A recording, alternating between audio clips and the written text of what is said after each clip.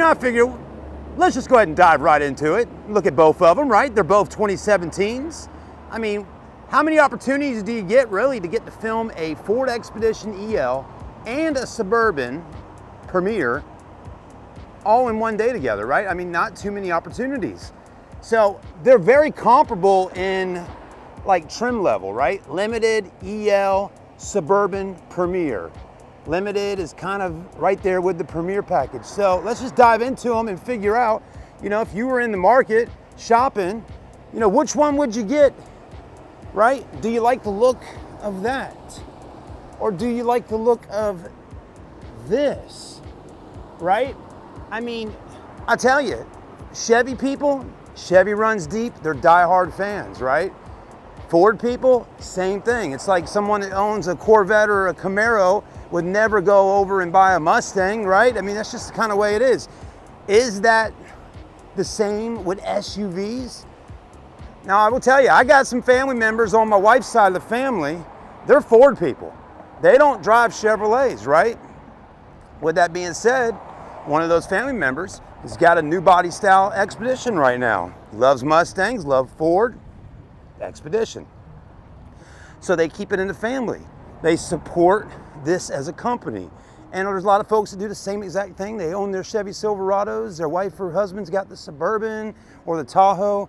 It all really comes down to what do you like and what have you been buying for all those years, right? Anyways, there's the rear end on the Expedition. There's the rear end on the Suburban. Now, one thing I can tell you is 2017, it seemed to me that the Suburban and Tahoe for 2017 had a more amped up, refinished look about it. To me, I think the Expedition right here for 2017 still kind of had a little bit older look to it, right? So that's one thing. If you're comparing two 17 models, I think this would look a lot newer than this over here. And I tell you, Chevy makes a great product as well. I mean, you got the classic 5-star polished aluminum 20-inch wheels. I like how Chevy gives you some chrome up on the top, around the window sills, around these handles here, and then right down there on the running board. Ford, you're also getting a polished aluminum wheel, which is actually a really nice looking rim there, but not as much chrome. But, well, goodness gracious, they put some on the top. They didn't go around with it all the way around your windows, but they do got a little bit of it right there. They have theirs right here, and they don't have any down on the running board there. So to me, I think, and it could be this black too. This black looks really slick on the Suburban. Anyways, let's take a quick look in the Suburban, right? All right, door panel, there you go. Looks nice. Leather, Bose stereo. The Ford will have a Sony stereo system. These have Bose. Both cars got black leather interior.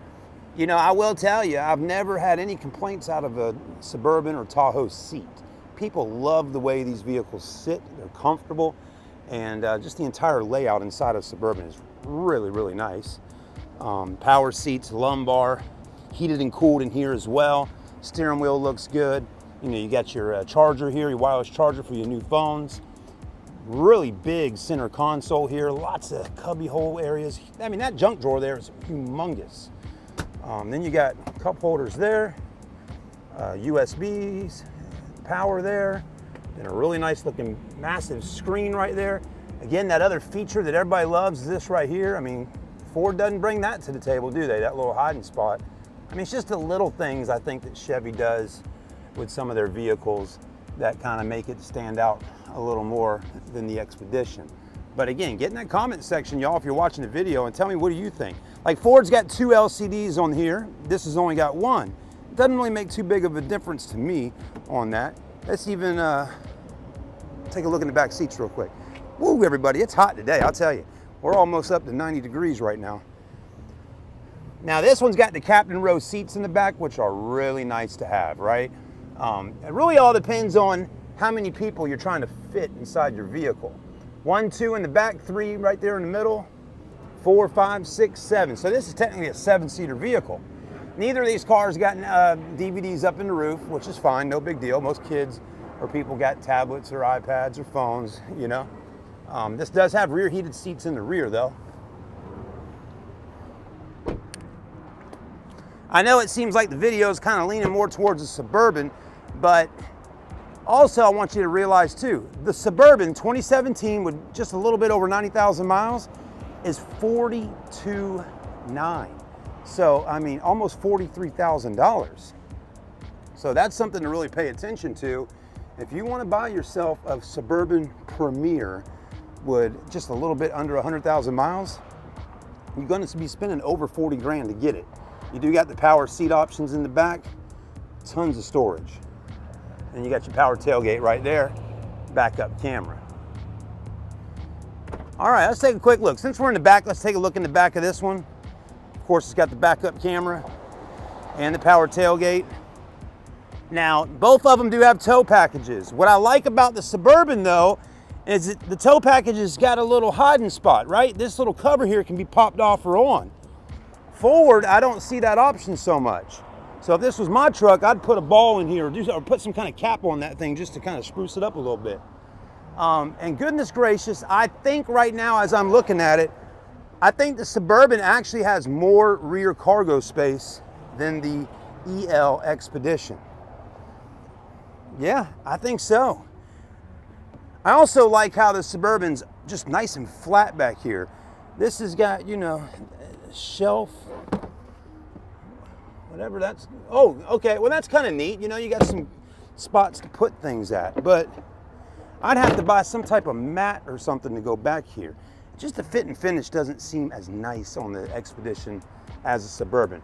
But again, if this had, now this does not have 90,000 miles on it, but if it did have 90,000 miles, I still think it would be several thousand, maybe even $5,000 less than this over here. This one's got 163,000 miles on it, and the price on it, you know, is substantially less. And I'll go over that in a minute. I like that the button on the Suburban is right up in here. You know, I'm not a big fan of the button right here, because then you got to get up in there and move out the way. At least with it on the top, you can hit it and just walk off. I think this is around 22.9, somewhere right around there. Like I said, this is an 8-seater. Got the big bench seat in the back. I have had customers come in before and say, hey, I'm looking for a car with a bench seat, not captain row seats. It's kind of rare, but it's usually people that have a lot of people that they're putting inside their car. And yeah. Now this one doesn't have rear heated seats in the back, which to me is not really a deal breaker, you know? I mean, really, how often are we using heated seats down here in the South, in the back of our car or in the front of the car? Not very often, really. Even the winters are not even really all that cold. I already like the Suburban door panel. It's just, Ford seems to have a little more plastic going on inside of it. So these are the reasons why, at least on this body style Expedition, why it's so much less money is because some of the stuff's just not, you know, the quality, the build of it is not the same. Not saying it's a bad vehicle by any means of the matter, but again, you can just really tell that Chevrolet just put every bit of it into that Suburban and, you know, made it as nice as they could make it back in that year. Again, now it is a Premier package, right? Maybe this Expedition here might be a little more suited towards like the LT package Suburban. Anyways, I do like the heated seats and the cooled seats. The cooled seats definitely. Still got a pretty big center console. Not as much space though to store things in this one. I do like the cup holders though. You got 2 here and 2 there. The cup holders in the Suburban are really kind of small. I really feel confident that these would hold a supersized cup or bottle in there pretty good. Anyways, so this is just... Now, the other thing to really pay attention to is under the hood. This is gonna have the 3.5 V6 twin turbo. That over there, all naturally aspirated with a 5.3 V8 Vortec. So that engine is probably more popular than, I don't know. You know what? I don't know. I'm gonna leave it up to y'all on that. The 5.3 Vortec's a popular engine because people love buying them. They're buying crate motors like that. They're putting them in all kinds of sports cars. It's just a really cool engine that's configured to go in all types of vehicles. You don't really hear people going, hey, I'm getting a 3.5 twin turbo, putting it in this, putting it in that. People do it with that 5.3 Vortec. And also, I just know just from hearing people, seeing people, and looking at Suburbans with 300,000 miles on them over these years, that the 5.3 Vortec is a very reliable motor at the end of the day. I'm not as sold on the 3.5 V6 twin turbo as I am the 5.3 Vortec. Just my opinion. I'm just a car salesman at the end of the day. So please get in those comments. Let me know what you think. What would you pick today? Again, if this was around 40,000 and that was around 40,000, which one would you pick? I think I know which one I'd pick. It'd be the Suburban. But which one would you pick? Now think about it like this. Today, would you pick the 163 mileage on this for $22,900 or that with 90,000 miles for $42,900? Which one? Come on, think about it. All right, guys, thanks. Have a great day. At least now you got to see two of them in the same year with similar packaging on them. It's nice to see both cars sitting there if you're out there shopping, looking at cars. That's why I try to make these types of videos, so you can kind of see if you want the Suburban or the Expedition, because maybe you never had Ford or Chevy before, and you got a family now and you're growing and you need something bigger. Well, this is what you got to offer here in the United States of America. All right, everybody. Thanks for watching. Have a great day. Like, comment, subscribe, and I'll see you soon on CCV at SMC.